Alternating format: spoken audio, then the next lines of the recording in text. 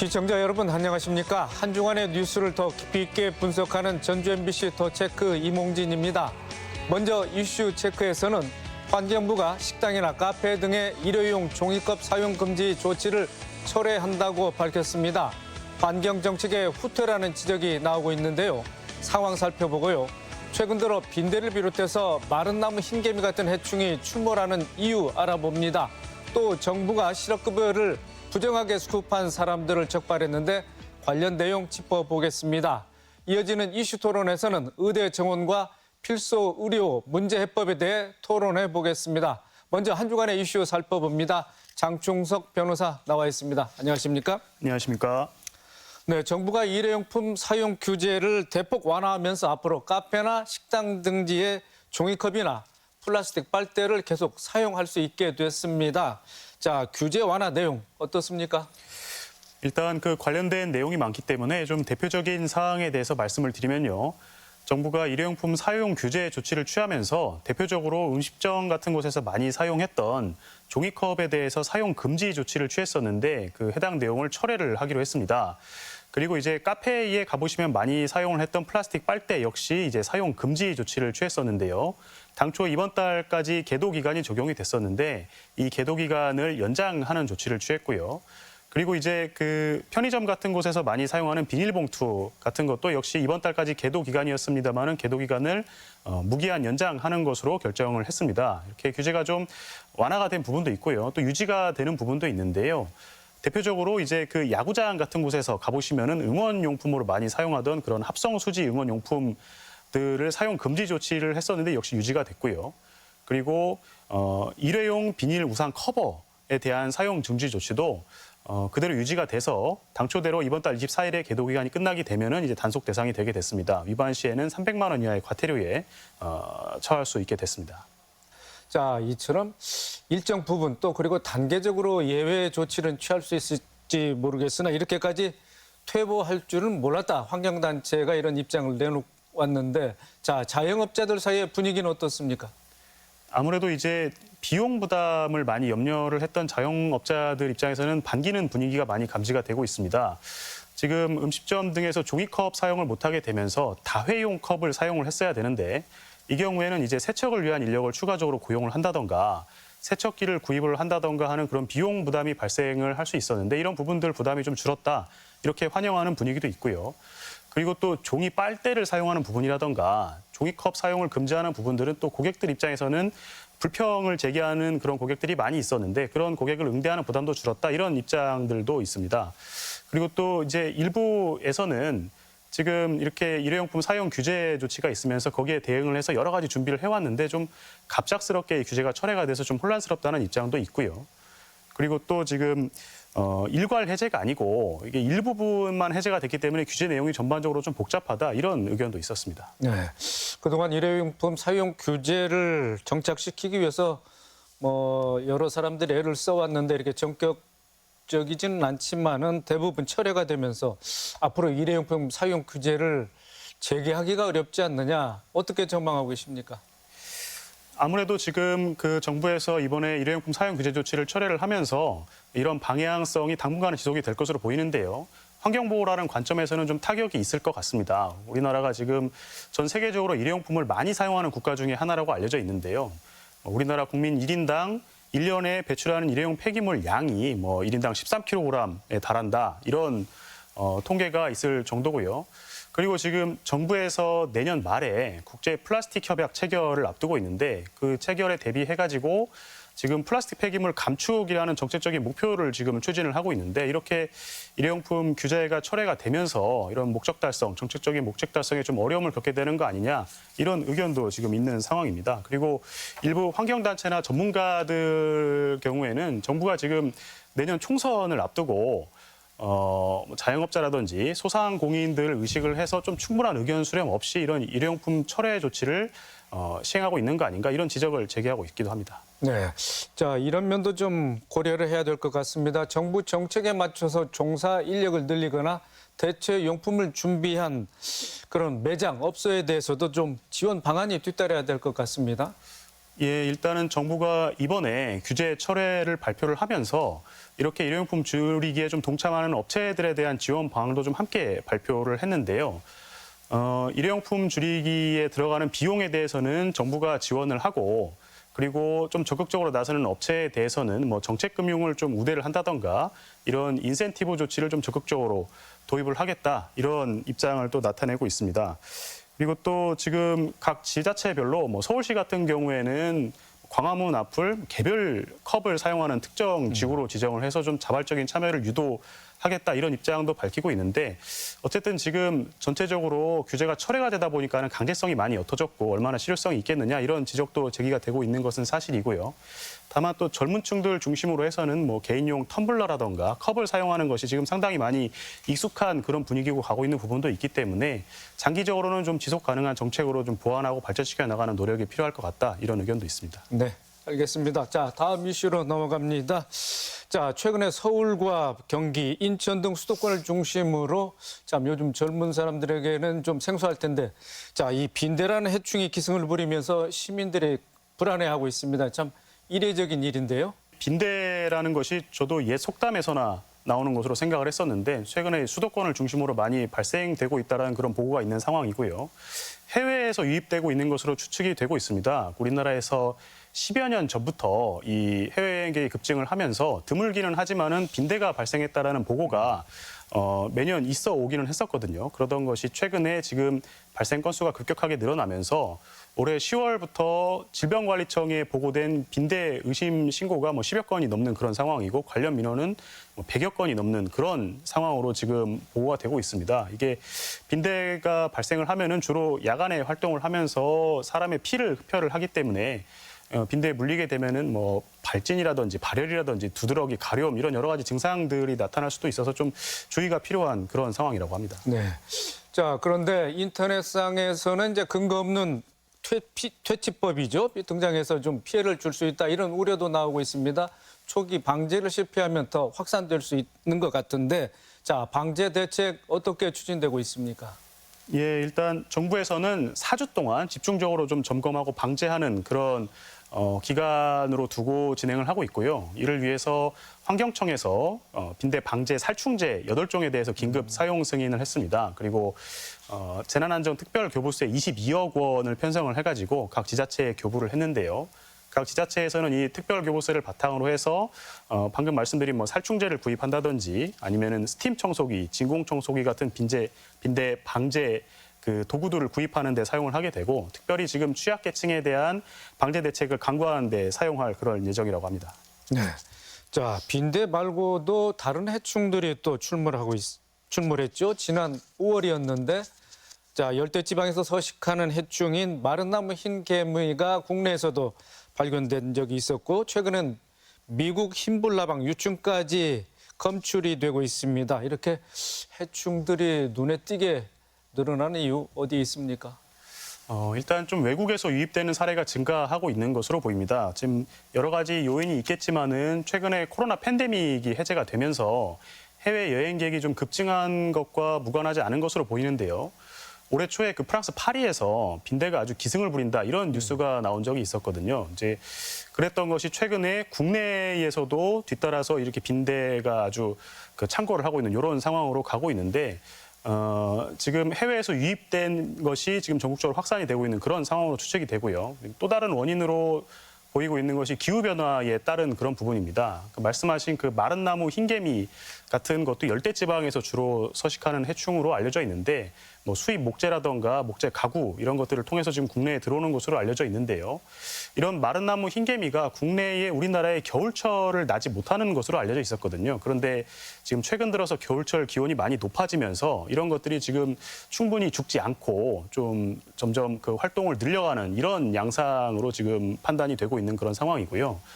올해만 해도 지금 가을철 기온이 상당히 올해 높았었는데 그러다 보니까 얼마 전에 그 미국 흰불나방 유충이 확산된다라는 그런 뉴스가 나온 적도 있었고 이렇게 지금 기후변화로 인한 고온 현상으로 인해서 지금 곤충들의 활동이 상당히 활발하게 늘고 있는 그런 상황으로 보입니다.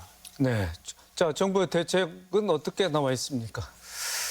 일단은 지금 단기적으로는 적극적으로 지금 방제에 나서는 것이 우선적일 것 같고요. 그리고 좀 중장기적으로 봤을 때는 이 원인으로 지목되고 있는 기후변화라든지 또 혹은 지나친 도시 집중화 이런 것들이 또 요인으로 거론이 되기도 하는데 이런 부분들에 대해서 적극적으로 좀 대비를 하기 위해서 공원 녹지화라든가 이런 정책들을 추진하는 것이 필요하다. 이런 의견들이 좀 많이 제기가 되고 있습니다. 네, 마지막 이슈입니다. 정부가 이달 초에 실업급여를 부정한 방법으로 타낸 수급자들을 적발했습니다.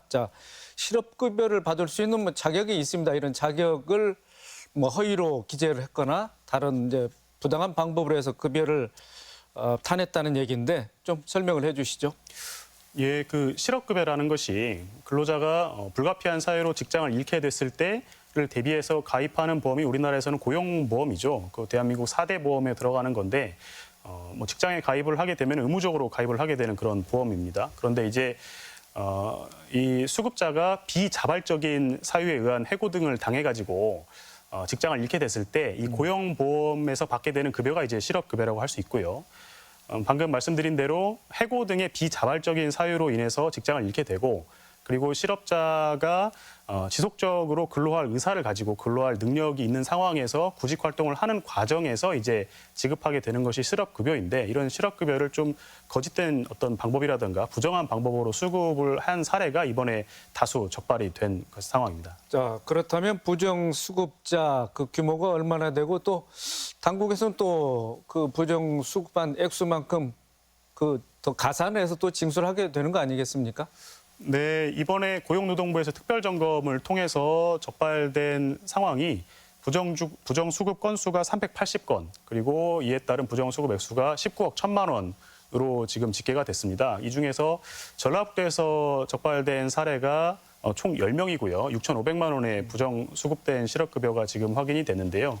정부에서 이런 실업급여들 환수 조치를 하고 그리고 부정 지급된 실업급여 액수만큼의 추가 징수금 역시 지금 추징을 하게 될 것이고요. 그리고 좀 부정 수급된 액수가 많거나 죄질이 좋지 않은 경우에는 형사고발 조치도 지금 병행을 하는 그런 상황입니다. 네, 실업급여를 타려고 퇴사한 것처럼 속이는 경우가 적지 않은데요. 자, 부정수급 유형 어떻게 지금 나와 있습니까?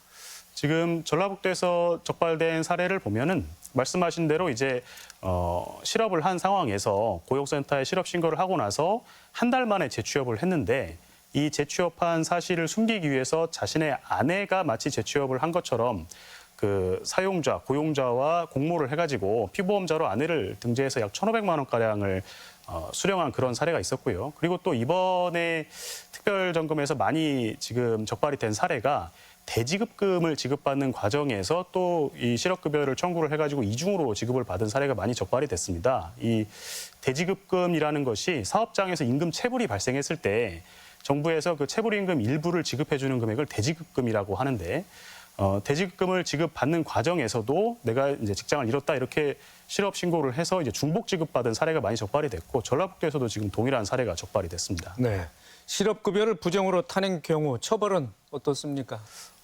앞서 말씀드린 대로 이게 부정 지급된 실업급여에 대해서는 환수 조치가 있을 것이고요. 그리고 부정 지급된 실업급여 액수만큼 추가해서 추징하는 그런 벌과금적인 조치도 있습니다. 그리고 실업급여를 지급하던 것이 중지되는 조치도 있습니다. 그리고 고용보험법에 보면은 이 실업급여를 부정한 방법으로 수령한 사람의 경우에는 3년 이하의 징역 그리고 3천만 원 이하의 벌금에 처하도록 돼 있는데 특별히 지금 사업주와 공모를 해가지고 이렇게 실업급여를 탄 경우에는 5년 이하의 징역 5천만 원 이하의 벌금으로 훨씬 엄하게 처벌하는 규정을 두고 있습니다. 네. 자, 이번 주 이슈 점검과 전망 장충석 변호사였습니다. 수고 많으셨습니다. 감사합니다.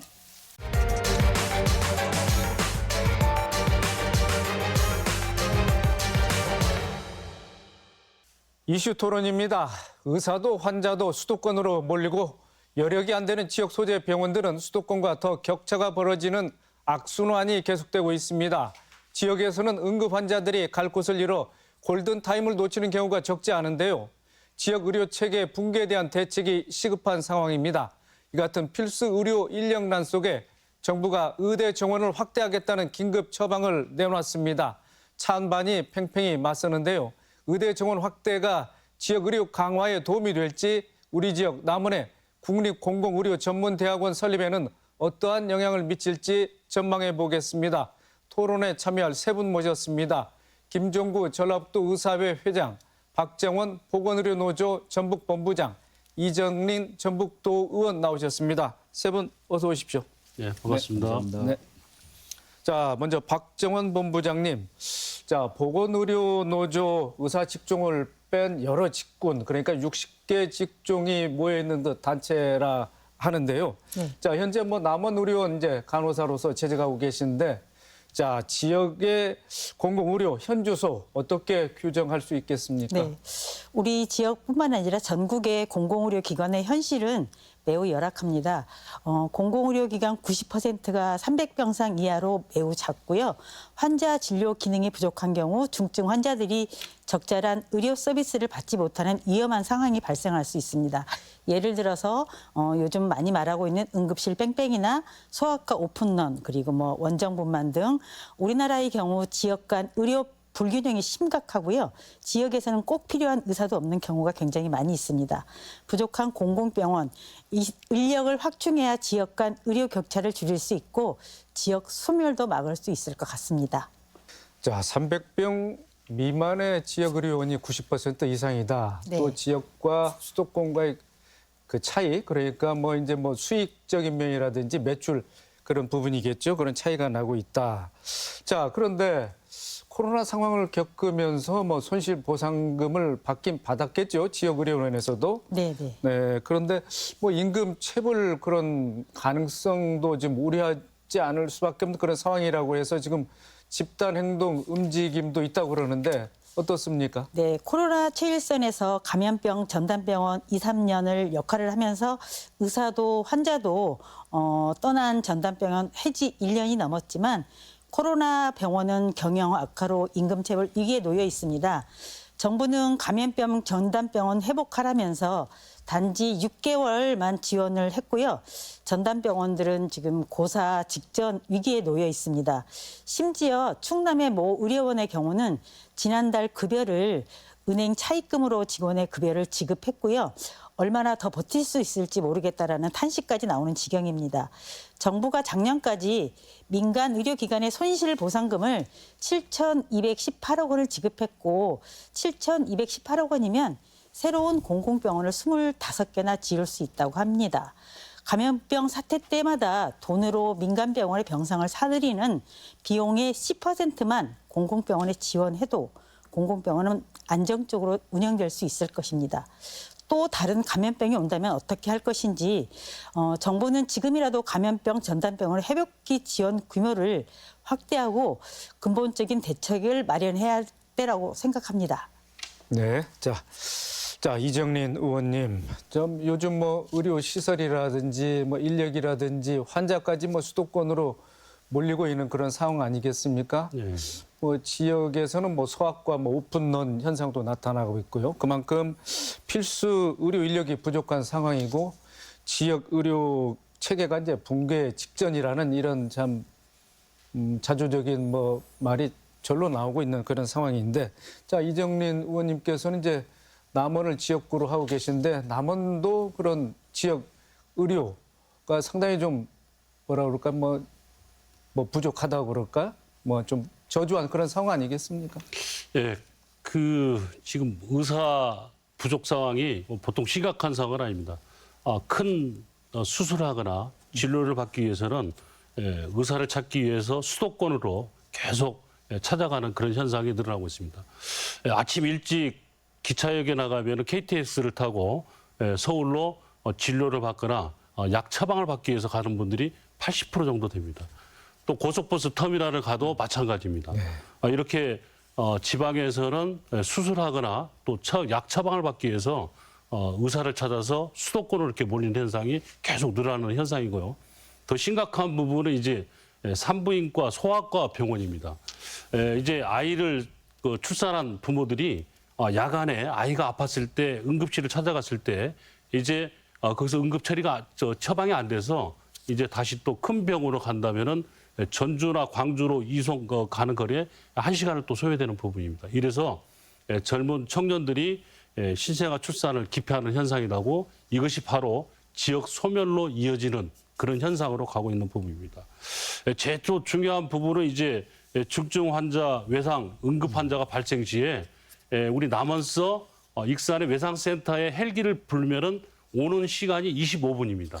가는데 25분. 그래서 골든타임을 다 놓치는데 제가 도의에서 조사한 바에 의하면은 생존 가능한 사망률이 제일 높게 나온 것이 대한민국의 우리 전라북도 동부권입니다. 닥터 헬기를 불러서 이송하는 과정에 50분의 시간 동안에 소중한 생명을 잃은 부분이 굉장히 많이 있기 때문에 이런 부분도 굉장히 중요한 부분입니다. 그래서 저는 이번에 이러한 부분을 해결하기 위해서 이번 6월 달에 전라북도 응급 의료 지원에 관한 조례를 발의를 했습니다. 이런 발의를 했는데 지금 시행 중인데 응급 환자가 또 큰 병원에 갔을 때 우리 병원에 의사가 없으니까 또 다른 병원으로 가십시오. 이렇게 이송체계에 문제가 있는데 이런 부분도 조례에 담아서 지금 시행 중인데 그나마 의사들이 많이 확충됐을 때 이게 활발하게 돌아가는데 이 부분도 지금 걱정된 부분입니다. 네. 자, 김종구 회장님. 자, 필수 의료 분야 기피 현상 뭐 어제 오늘의 일이 아닙니다만은 요즘 더 두드러지고 있는 것 같습니다. 자, 갈수록 심각해지는 이 문제.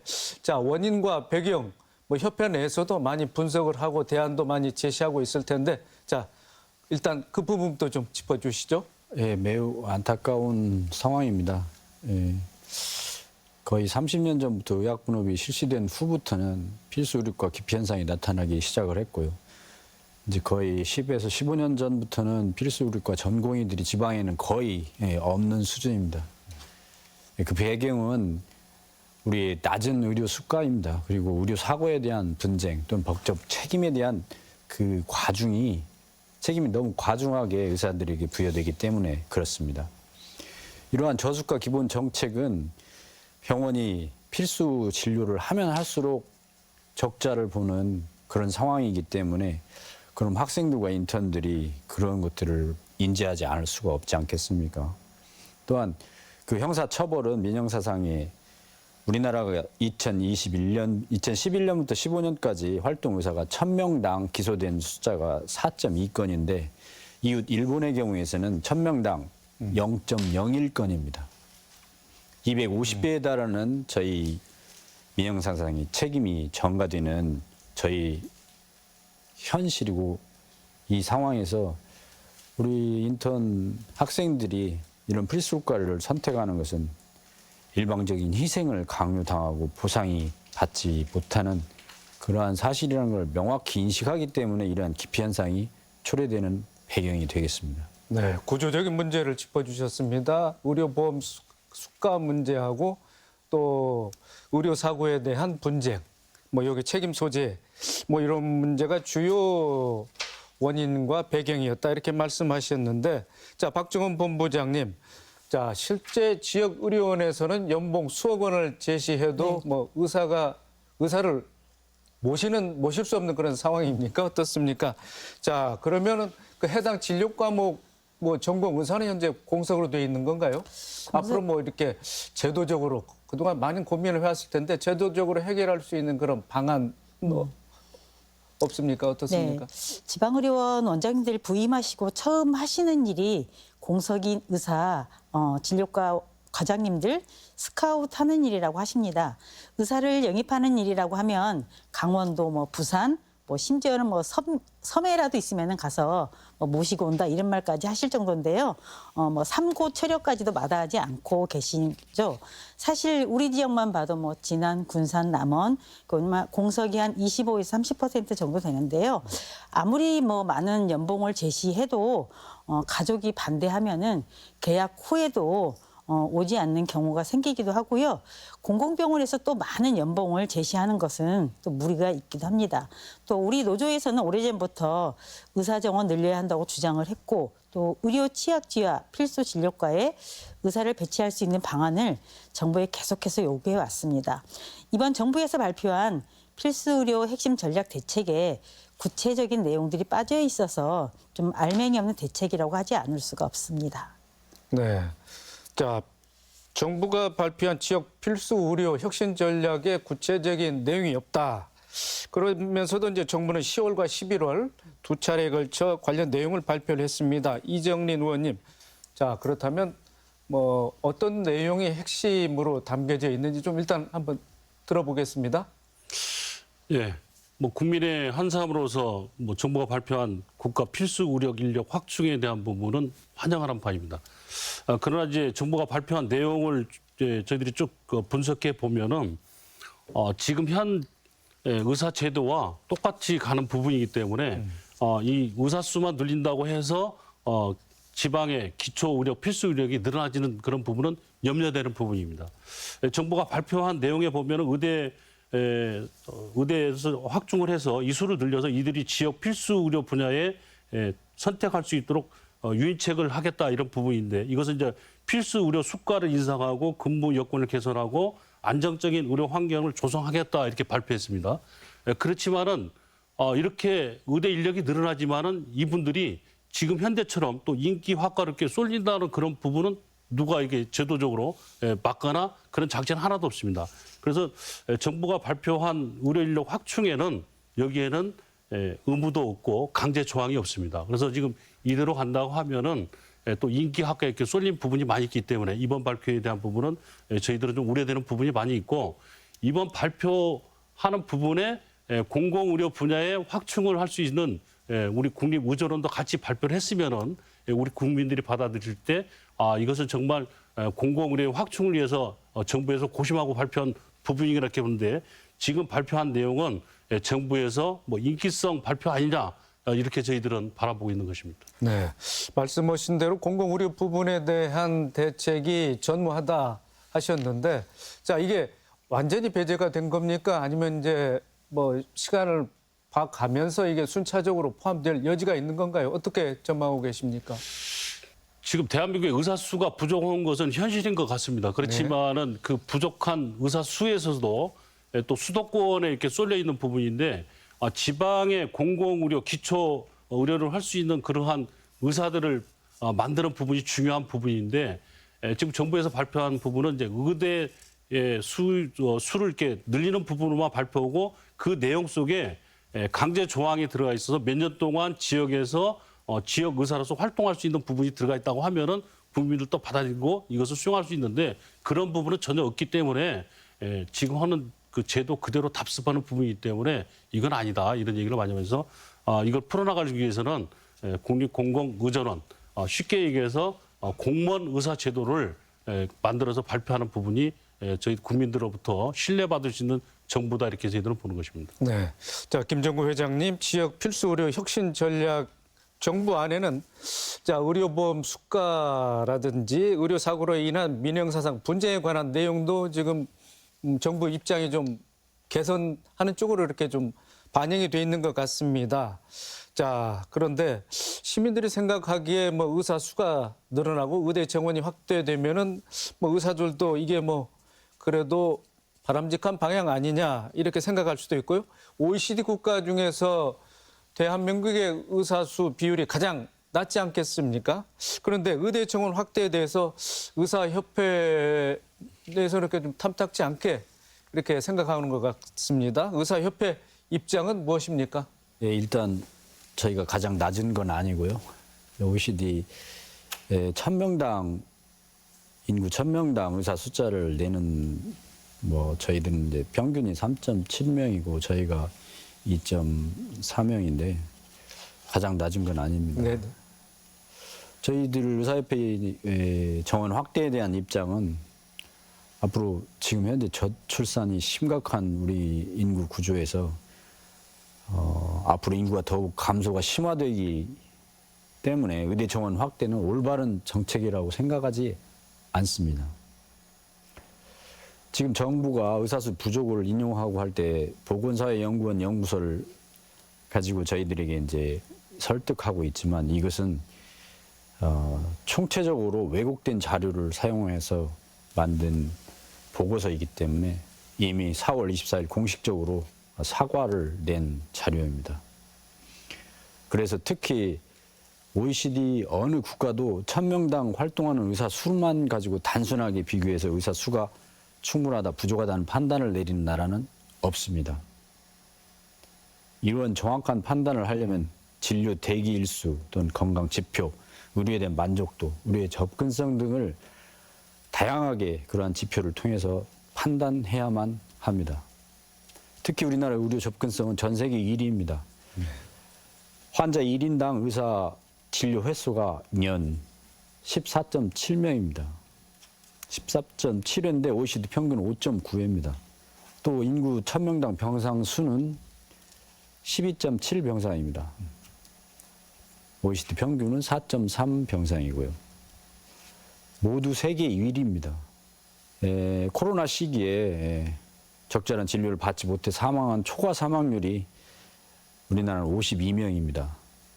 OECD 평균 1,499명입니다. 세계 2위입니다. 이러한 여러 지표들을 판단해 볼 때 의사 수가 부족하다는 정부의 응급실 뺑뺑이 사건, 소아과 오픈런 이런 숫자만 가지고 얘기한 것은 국민들에게 의사 수가 부족하다는 것을 가스라이팅하고 있는 것에 불과합니다. 과학적이고 정확한 자료와 지표에 근거해서 평가해야만 합니다. 의사 수만 증가하면 정말로 공공의대하고 필수의료 의사가 늘어날 것인가 이거에 대한 기대는 너무나 희박합니다. 만약 의사 수를 그렇게 증가시키면 의료비 증가가 너무나 크게 초래될 거고 우리의 의사들의 질적 수준도 아주 저하될 거고 또 자기 삶을 위해서 과잉 진료를 감행할 것이고 그로 인해서 보험 재정은 크게 붕괴될 위험을 맞게 될 것입니다. 그래서 의대 정원 확대는 더욱 신중하고 과학적인 접근이 필요합니다. 네, 알겠습니다. 자, 박종훈 본부장님, 보건의료노조에서는 뭐 그동안 의료 인력 확충을 주장하셨는데, 자, 이번 정부 방침에 대해서는 좀 전에 말씀하신 대로 핵심이 빠졌다, 구체적인 내용이 없다 해서 좀 우려를 표명하기도 했습니다. 네. 의사 인력 확충은 저희가 보기에도 너무나 심각한 상황이라서 올해 1월부터 정부가 의협과 같이 논의를 본격적으로 진행하고 있는 것으로 저희는 알고 있습니다. 의협, 시민사회단체 그리고 전문가단체 등과 논의하고 있지만 의대 정원 확대라는 원론적인 입장만 내놓을 뿐, 뭐 의대 정원 확대가 4,000명, 2,000명, 뭐 1,500명 이렇게 인원만 내놓고 있을 뿐 아직 뭔가 답을 내놓고 있지 않은 것 같아요. 지역의료 필수 의료를 책임질 공공의대 설립 또 지역의사제 관련해서도 아예 언급조차도 하고 있지 못하는 상황입니다. 필수 의료과를 제대로 충원하려면은 지역의사제 그리고 공공의대 도입은 반드시 필요하다고 생각하고요. 더불어 지금 정부 같은 경우 또 간호협회 같은 경우도 간호대 정원도 증원하겠다. 이렇게 얘기하고 있는데 간호사들 장롱 면허가 지금 47%입니다. 근데 현장 간호사들은 간호사 처우 개선 없이 정원 확대는 반대입니다. 지금도 이제 병원에 가보면은 굉장히 바쁘게 일하는 사람들이 간호사인데요. 뭐 잠시만요. 잠깐만요. 이걸 입에 달고 일하는 게 간호사들이고 우리 노조 실태 조사를 보면은 최근 뭐 3개월간 이직을 고려한 간호사들 비율이 74.1%였습니다. 간호사의 42.5%가 열악한 근무 조건과 노동 강도를 1순위로 꼽았고요. 30%가 낮은 임금 수준, 그다음으로 간호사들의 42.5%가 장시간 근무를 하고 있다고 응답했습니다. 주 4회 정도가 점심을 거르고 있다. 그리고 57%가 연차 휴가를 자유롭게 사용하지 못하고 있었습니다. 지금 대학의 정원을 늘리기보다는 근무 여건 개선이 먼저이고 환자 안전을 위해서라도 또 간호사 이직을 줄이기 위해서라도 반드시 근무 시간을 줄이는 게 먼저일 것입니다. 서울의 세브란스에서 작년에 급여 10%를 줄이고 주 4일제를 실시하고 나서 근무에 대한 만족도가 굉장히 높아졌고 또 이직률도 전혀 없었다고 합니다. 지금 우리 그 노조에서 주장하고 있는 실시하고 있는 교육간호사 전담제나 아니면 야간간호사 전담제 또 간호사 교대제 개선 사업 등으로 이직률이 굉장히 많이 줄고 있는데 정부에서도 보건복지부에서도 올해 4월에 간호인력 지원 종합 대책을 발표했었습니다.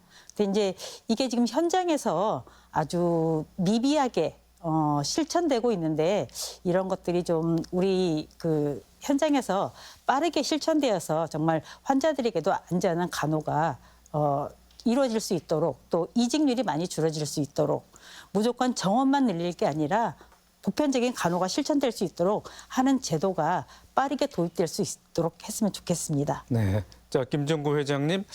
자, 현재 대한의협의료현안 협의체 2기 협상단 부단장으로 이제 활동하고 계시는데 우리 박정 본부장도 언급을 했습니다마는 자, 의대 정원 대학교 수요를 보면은 뭐 4천 명까지 육박한다 이런 얘기가 나오는데 의사수 증원 그 이전 단계가 의대 정원이지 않겠습니까? 물론 이 문제에서도 상당히 뭐 완강하게 반대하고 있는 그런 입장이시죠? 인구 감소 추세에 있는 우리나라에서는 적절하지 못하고요. 중요한 것이 공공의료와 필수의료를 맡고 있는 전공의들이 공백해서 붕괴 상황에 초래된 이 근본을 해결해야 됩니다. 지금 산불이 나고 있는데 이 산불을 끄는 것에 집중하지 않고 나무를 어떻게 심을까를 지금 얘기하면 산불은 누가 끕니까? 산불을 꺼야죠. 그래서 공공의료를 할 수 있는 필수의료 인력들이 우리 인턴 레지던트들이 필수의료를 할 수 있는 환경을 만들어 주셔야 되죠.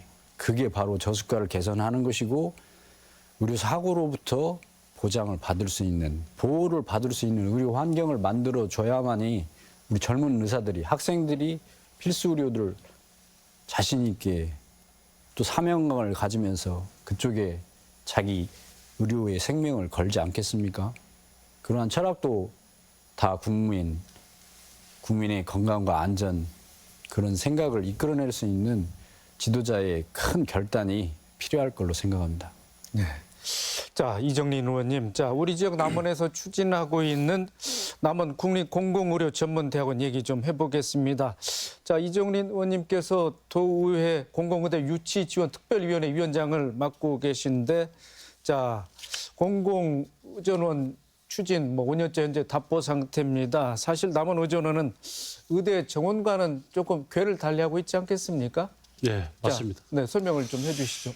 그 서남대 폐교 후 지난 2018년 4월에 민주당 그때 집권당입니다. 민주당과 정부가 협의를 통해서 우리 남원에 공공의대를 설립하겠다 이렇게 발표를 했습니다. 발표 과정에는 뭐 2023년에서 2027년까지 완공하겠다.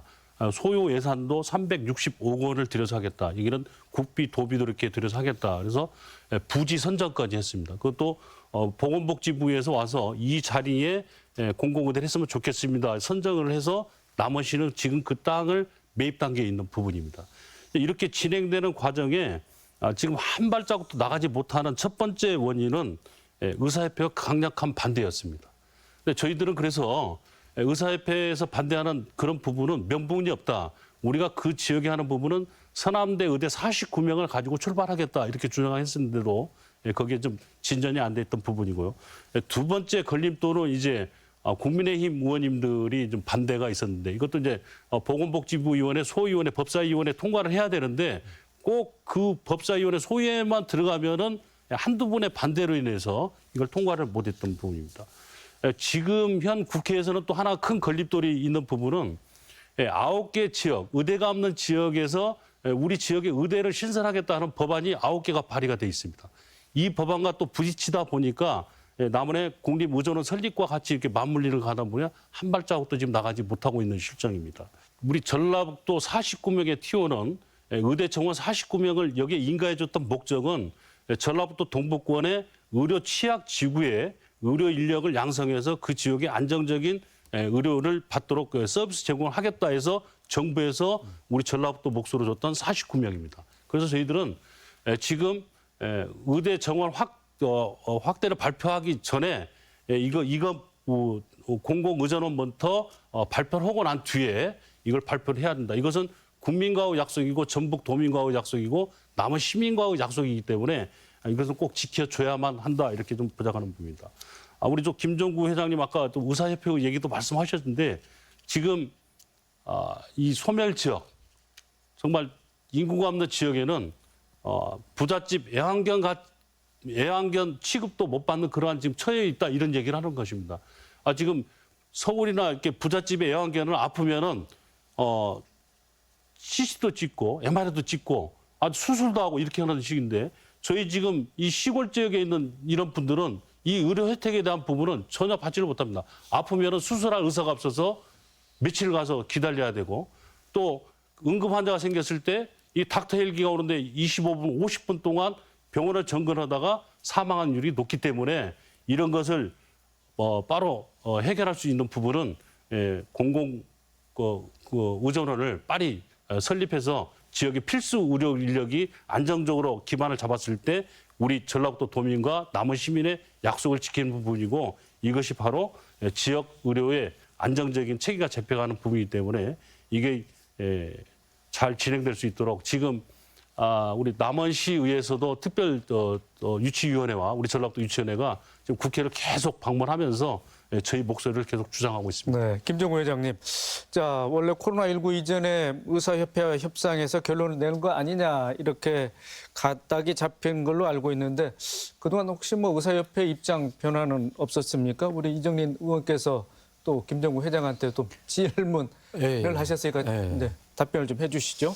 남원의 국립의전원 설립에 대한 이러한 지금 현재 해결해야 될 방향은 일단 국회에 계류 중인 국립의전원법이 통과되어야만 한 발짝이라도 앞으로 나갈 수가 있습니다. 만약 그것이 되지 않으면 그 어느 누구도 한 발짝도 진행할 수가 없는 상황입니다. 그래서 어제 김성주 의원님과 또 다른 여야를 국회의원님들과 논의를 한 바가 있습니다. 그래서 그 부분에 있어서 국회에서 원활히 이 법 통과를 해 주시면 의대 증원의 문제하고 별도의 문제이기 때문에 남원 서남의대의 옛 TO인 49명의 TO를 적절히 활용을 해서 공공의료나 필수의료를 맡을 수 있는 의료 의사들을 배출하는데 우리 지역에서 그것을 감당할 수 있는 병원들도 충분히 있기 때문에 얼마든지 의사협회 내부 내에서도 이건 의대 증원과는 별도의 문제이기 때문에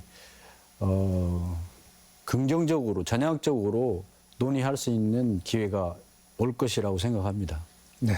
자, 박정훈 본부장님께서 보시기에는 자, 뭐 의사협회 이제 김정우 회장도 말씀을 하셨습니다만은 이런 공공 의대 뭐 남원에서 설립을 추진한다고 그러니까 뭐 전남 같은 데서도 뭐 추진하고 다른 지역에서도 설립을 해달라 이렇게 요구하고 있는 것 같습니다.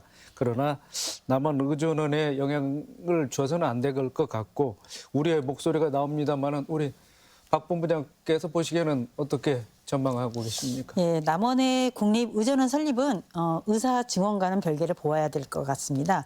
이미 확보되어 있는 정원 49명을 기반으로 해서 공공의료 전문 인력을 양성하기 위한 것이 남원 국립의전원의 기본 설립 취지이고요.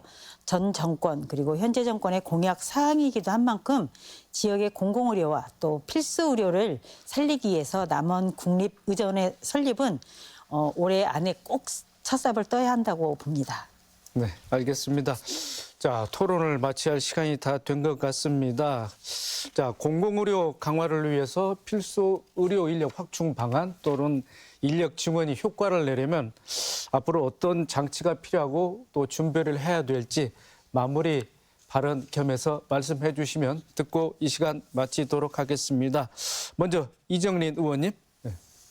네, 이정린 의원입니다.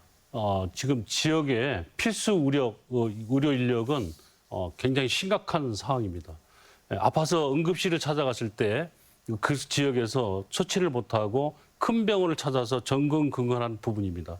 또 가는 도중에 사망하는 율이 굉장히 높기 때문에 이 부분은 정부에서 제일 시급한 사안으로 해결해야 될 문제입니다. 특히 우리 전북에서도 이 부분에 관심을 가지고 남한 의료원이나 공공병원에 대한 부분, 여기에 또 필수 의료 의사들이 간호사들이 맘 놓고 일할 수 있는 공간을 만들기 위해서 예산 투입이나 이런 부분에 대한 부분을 적극 관심을 가져야 할 시기이기 때문입니다.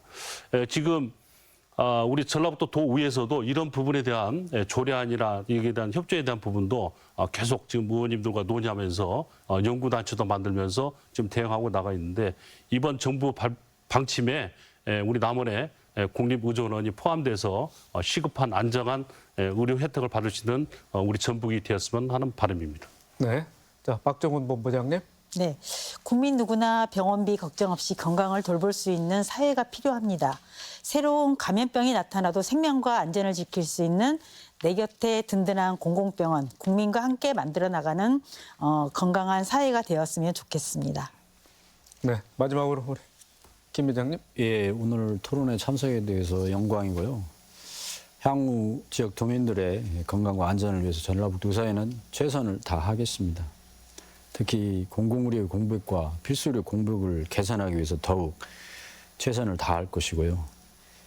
예, 이번에 협의체에 제가 참석하게 되었는데 협의체에서 국민들을 위한 신속한 보상 또 의사들 증원 문제를 포함한 모든 문제에 있어서 의료법 개선 등을 포함한 모든 문제에 전라북도 의사회장으로서 역할을 다하겠습니다. 그리고 항상 서로 소통하고 화합하는 전북의 발전과 함께하는 역할을 전심전력을 다하겠습니다. 오늘 도민 여러분께 항상 저희들을 신뢰해 주시고 지지해 주시는 그런 도민들께 존경과 감사의 인사를 드립니다. 감사합니다. 네, 오늘 세 번 토론해 주시느라 수고 많으셨습니다.